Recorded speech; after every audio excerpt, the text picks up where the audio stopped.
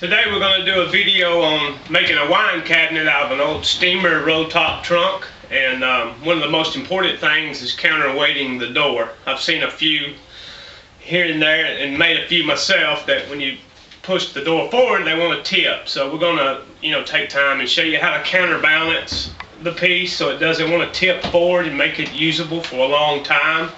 The legs, we're going to use some rough cut lumber, and we're going to shear it up, and it's pretty rough stuff, so it's going to have a rugged look. And then the trunk has embossed flowers and things on it, so we're going to show you how to bring those out and make them pop, and then we'll put a clear coat on it and see how it turns out. Thanks.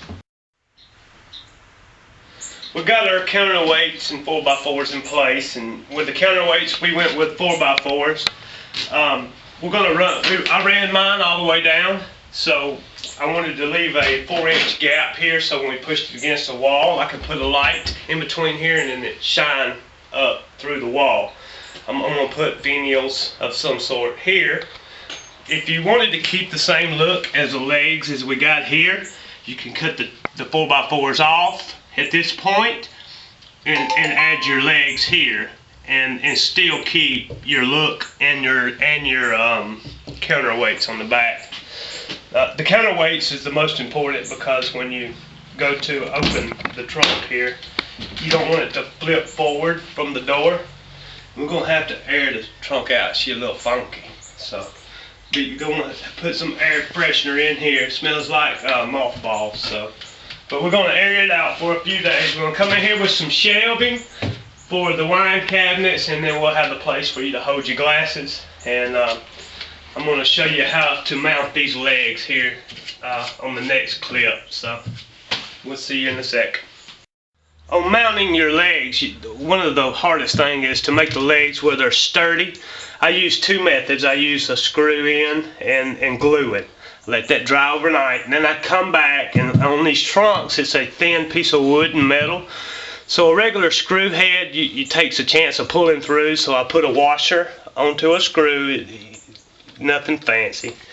And then we'll come in here, and then after it's all dry with the glue, we'll put it on here and then get it down and screw it into the leg and pull it up tight. On the back side with the 4x4s, if you look inside, we used a through bolt.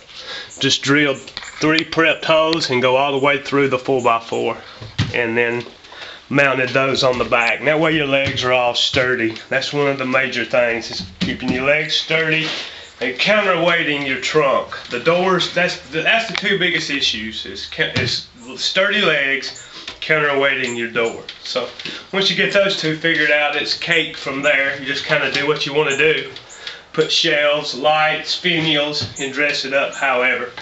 On the next clip we'll talk about how to bring out the embossing on the metal here. It's beautiful metal work, but it's, as you can see on the front, you're not really able to see it. It's all been stained over from years of dirt or whatever, but we're gonna show you how to bring out the embossing to this side over here and give it this gloss finish look.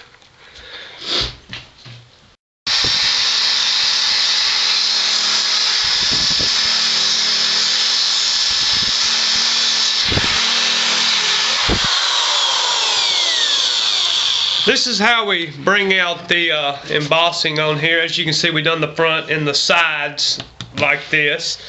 Just get you one of these paint removers from 3M. You can get it at any local hardware store and attach it to here, or a side grinder.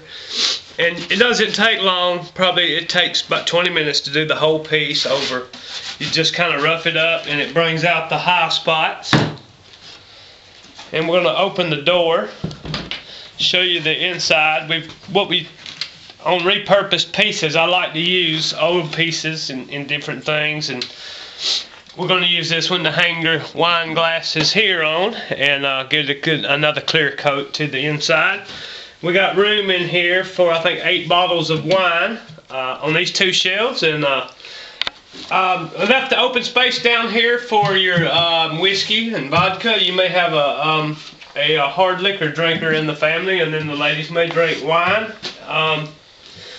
all we like on this piece is putting a little bit of wine in it and putting the wine glasses and finishing up and doing finials here and maybe a light.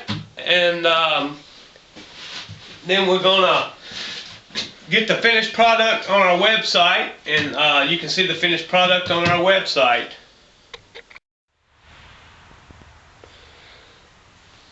Alright, as you can see, what we're doing here, we're going to add stain to the 4x4 counter, the counterweights that we used for counterweight to help tie in with this here. We use a gel stain and just take it and rub it down, rub the piece down on here, and then we'll just let it dry. And then just try to find your color to match as close as you can with here. This here's got a clear coat on it. And once we come back, after this dries and clear coat it, it'll help line up a lot better. And then we just carry the look forward right onto the other legs as well. Wipe those down with a stain. You don't have to be real neat about it.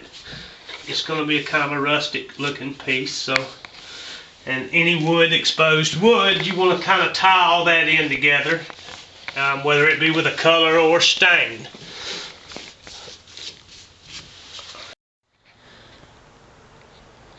Visit our website for the finished piece, and we offer it for sale. We offer our pieces for sale on our website, and this piece will be $225. You can purchase it through the website. We're a wholesale for interior decorators, specialty store, and booth style dealers. If you want to get on our mailing list, please send us an email at Vintage Touch, and we'll put the web address, the email, and contact info on at the end of the video. Thank you.